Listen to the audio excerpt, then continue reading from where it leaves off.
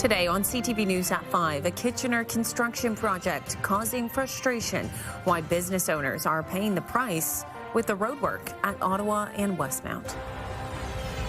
Plus, an iconic Guelph landmark ticking away once again as city staff undertake a major restoration project.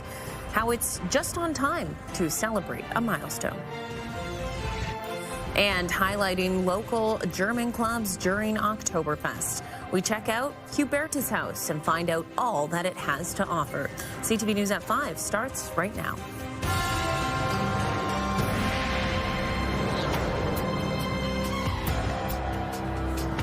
Good afternoon and thanks for joining us. We begin in Kitchener today, where a major construction project has been affecting drivers for months. But it's not just drivers. Businesses near Ottawa Street and Westmount Road say they're frustrated and it's hurting their bottom line.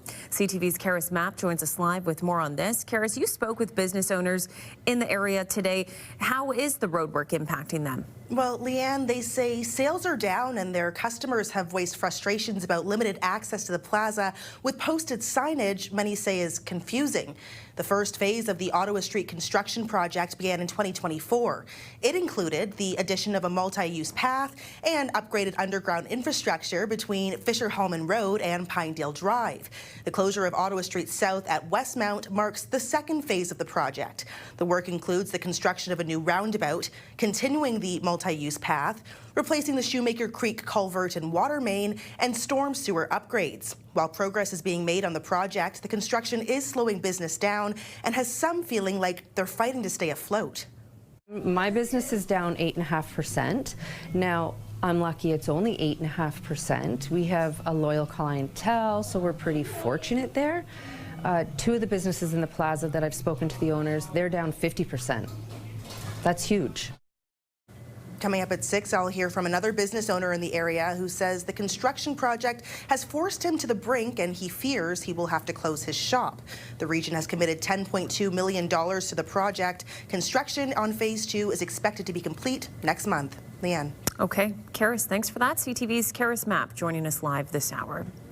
A Cambridge man is sharing his experience of contracting West Nile virus and developing complications that led to an 11-day hospital stay. We'll go to CTV's Tony Grace live in studio for a closer look at this and more. Tony, good afternoon.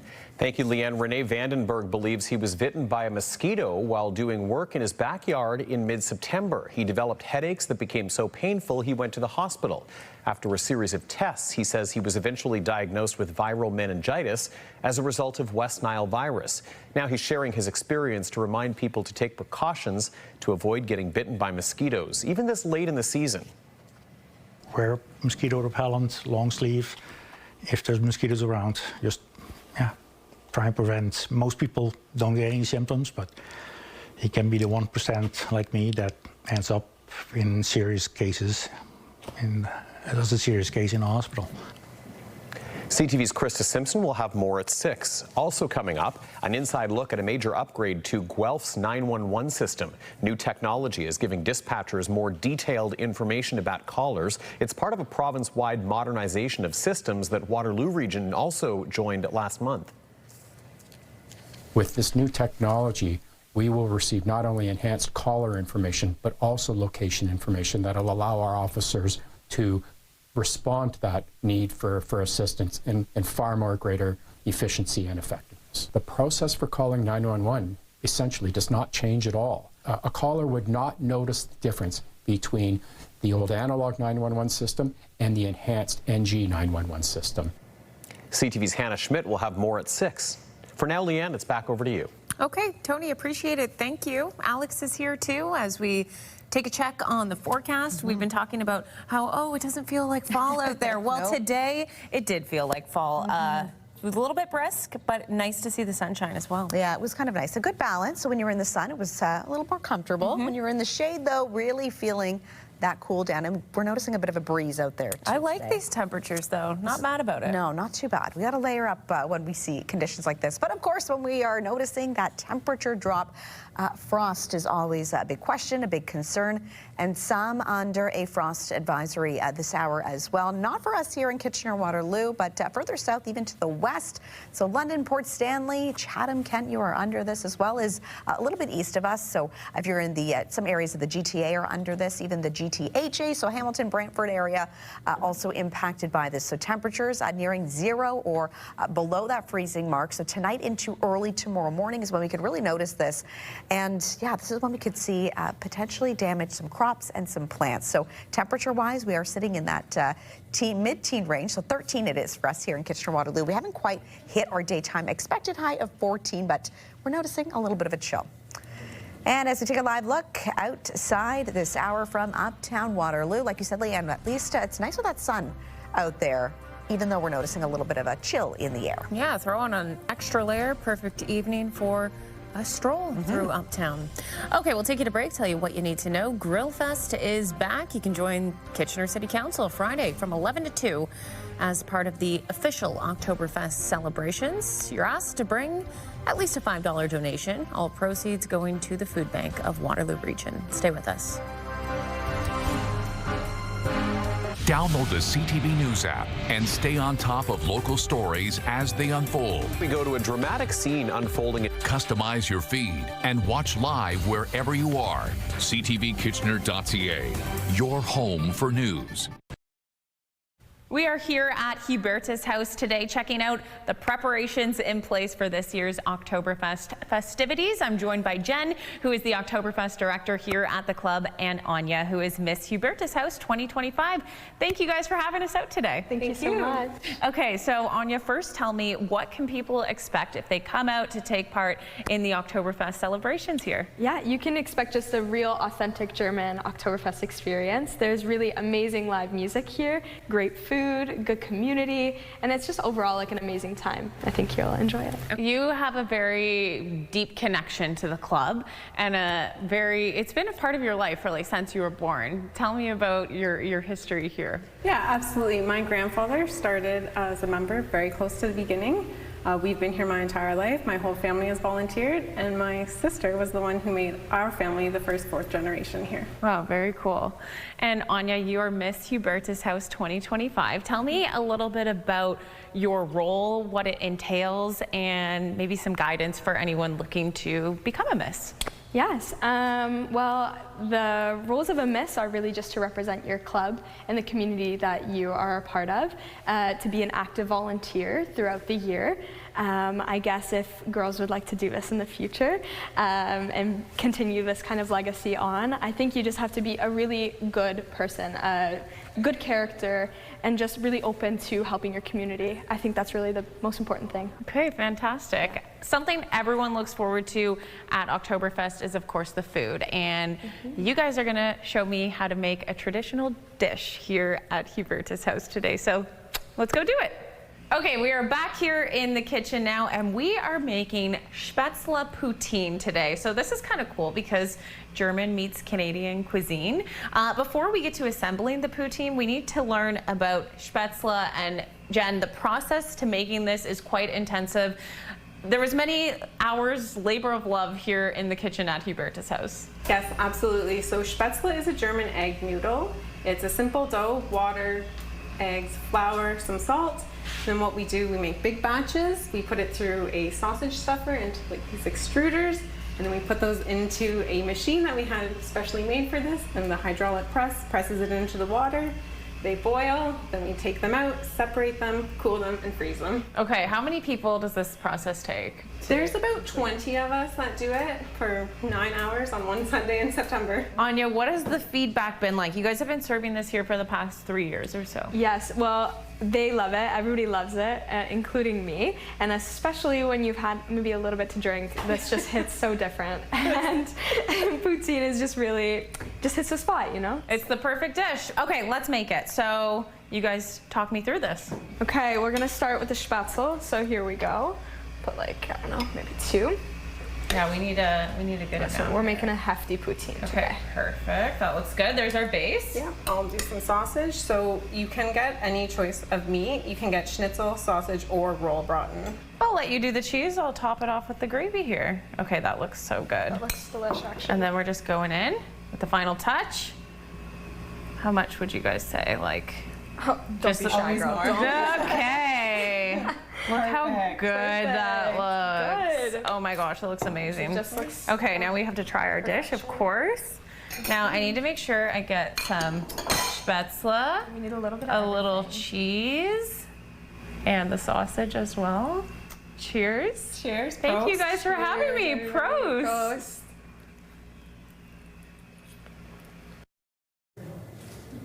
All the good food this Oktoberfest. And hey, there's something for the kids too. You can check out Kidtoberfest this weekend.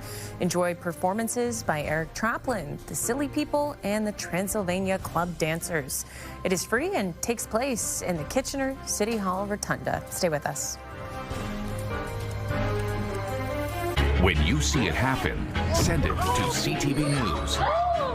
Text 10400. From your screen to ours.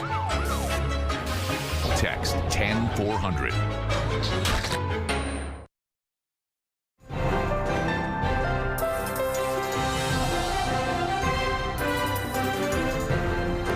Plenty of sunshine out there today, but definitely cooler temperatures. Alex, I really noticed it this morning going out for that morning walk. Whew, it was brisk. Yeah. Needed an extra layer. I think that at least my pup, I'm pretty sure, liked it with the nice warm jacket, but I definitely needed to layer a few more. Oh, you put the jacket on, Coda. Well, no, his coat. His coat. He does have a jacket, though, a nice little winter one, but it's too soon for that one.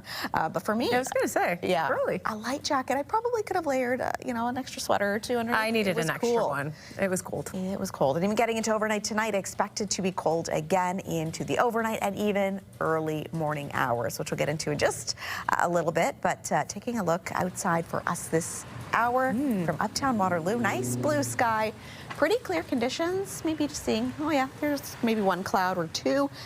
But one thing to notice too, you can see a bit of that breeze too from the plant there. It is some gusting winds too, depending on where you are, making it feel a little bit cooler too, especially if you are going out for a walk in the shade. But if you had a chance to go outside and you were in that direct sunlight, it actually overall was pretty comfortable. But like Leanne said, this is when we want to maybe layer up a little bit. So of course, when we're getting into some cooler conditions, frost is obviously a major concern. First time we are talking about that for this point of the season. So compared to what we saw earlier in the week too, where it felt closer to 30, this is a little bit of a wake-up call to the system. So not in a place for us here in Kitchener-Waterloo, but a little bit further south, more to the west, and even towards east of us. So London, Port Stanley, Chatham, Kent, you are impacted by this. Some areas of the GTA as well as the GTHA, so Hamilton and Brantford, for example. So this is when temperatures could drop near to that 0 or below. And this is expected for tonight into tomorrow morning. And really, the concern with frost, of course, is damaging crops and even the plants that you have outside. So tonight would be a good night if you do have maybe some planters outside to cover those up. I know Tanya from Royal City Nursery had a good tip. Do not use a plastic bag. She recommended bed sheets are good for overnight. So getting those plants, keeping them nice and warm there. So nice clear conditions getting into the rest of your Wednesday evening and even into the overnight hours. But yes, expected to be quite cool for us. We should be dropping to about 0 or so in terms of overnight. But even getting into your Thursday, mainly clear conditions, expected to see more of that sunshine before we could see a little bit more of that cloud start to build up for your Friday, getting into your weekend. Now, many of us in southern, southwestern Ontario sitting into that low to mid-teen range. 13 degrees it is for us here in Kitchener-Waterloo. 14 is our expected daytime high, and we have not hit that at this point. So again, clearing, a few clouds expected, but mainly clear in terms of the overnight as we drop down to 0. And then for tomorrow, 15 degrees. That is our expected daytime high. Sunny sky. That UV index moderate once again today, so not considered quite high. So we are pretty much seasonal for this time of year. Record high that we saw back in 2007, 30 degrees. And on this day in 2001, minus 4.8 in terms of our overnight record. record low. So here's a look at the next few days. Sunny sky in store, 15 for your daytime high for tomorrow, and then 18 we should get to by Friday. But yes, we're going to be getting back into some chilly conditions overnight. 0 is our overnight expected low for your Thursday.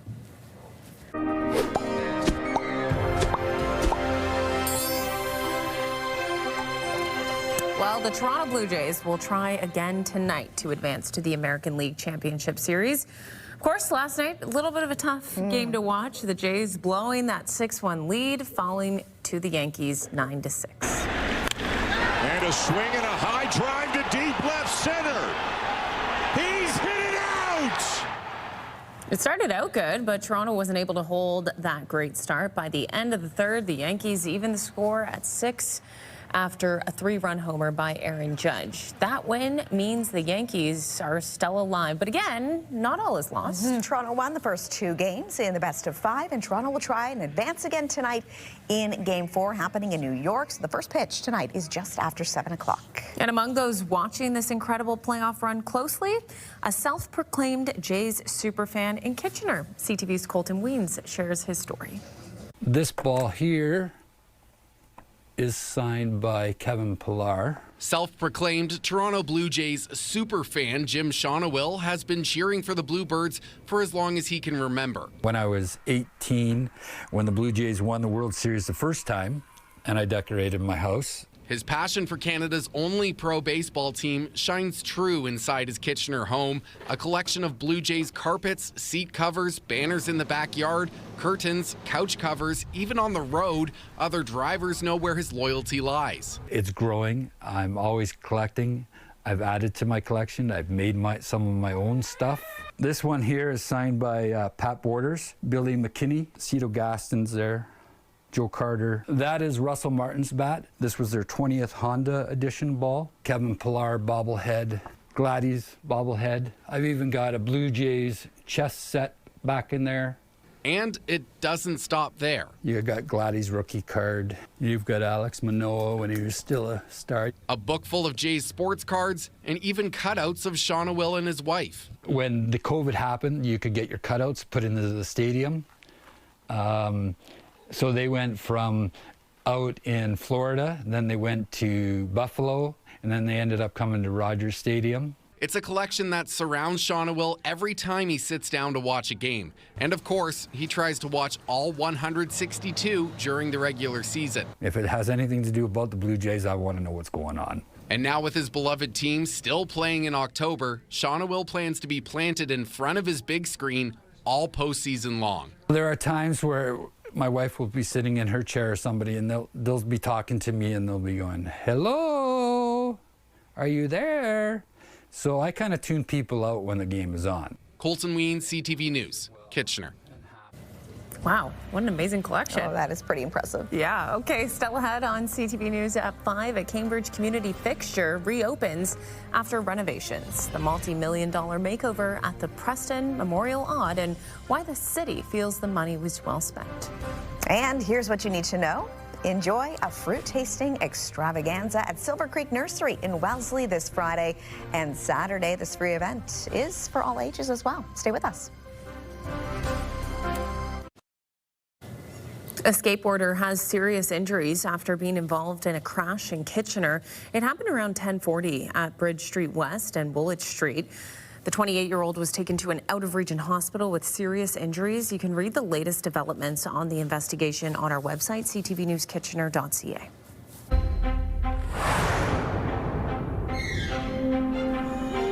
Figures from the federal government suggest much of the respiratory illness across the country right now is being caused by COVID-19.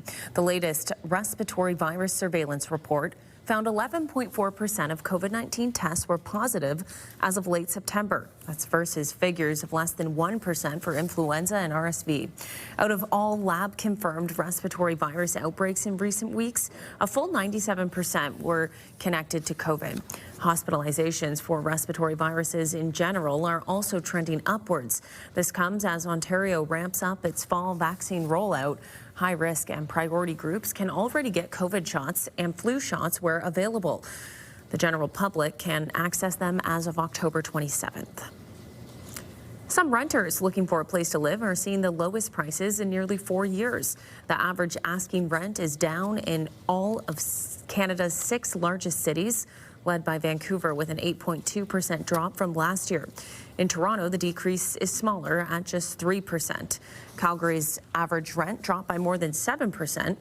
Urban Nation says it's the result of new rental supply outpacing demand. Disney is out with its annual expected price increases for its U.S. parks as travel and spending habits shift. Prices differ based on the exact package and the time of year. But the most expensive single-day, single-park ticket will go up 5% at Florida's Disney World to $209 plus tax. In California, the price is up nearly 9% at $224. But there have also been a number of discount offers rolled out. Travel industry insiders say that's a sign Disney may have an unusually large number of rooms to fill. A community fixture in Cambridge has reopened following an extensive facelift. Renovations on the Preston Memorial Auditorium began in the fall of 2023. And although the finishing touches are still being put on the facility, it's now officially open. The multi-million-dollar makeover includes a brand new ice rink, upgrades to the existing rink, many more change rooms, and accessibility enhancements. Money the city feels is well spent. Back in 2023, we closed down the building after the season was finished. We went to council with a report requesting approval for project construction budget of $33 million. We're still spending money, but we're going to land on or under that $33 million. Spencer Turcotte gives us a first look at the upgrades tonight at 6. And finally for us, an iconic Guelph landmark is ticking away again after city staff undertook the major restoration just in time to celebrate the Horticultural Society's 125th anniversary. For the last 20 years, time has stood still at the floral clock at Riverside Park in Guelph. Originally constructed in 1954, some of the mechanisms were handcrafted. The complexity of the design is part of the reason why it took so long to fix. Historically, it was like one guy that kind of on the back of a napkin kind of figured out some handmade parts to make the original clock work. Finding detailed design from 70 years ago, difficult if not impossible. So we really were, through a staff-led project, really almost starting new with the gearing and the mechanisms and adding some modern touches to the clock as well. The restored clock working now in part thanks to modern technology connected to the internet, so time will reset automatically. Very cool. Of course, you can check that out in Riverside Park in Guelph. All right, we'll leave it there. We're back at the top of the hour. Tony Grace has your next local news then. For now, over to CTV National. Have a good night.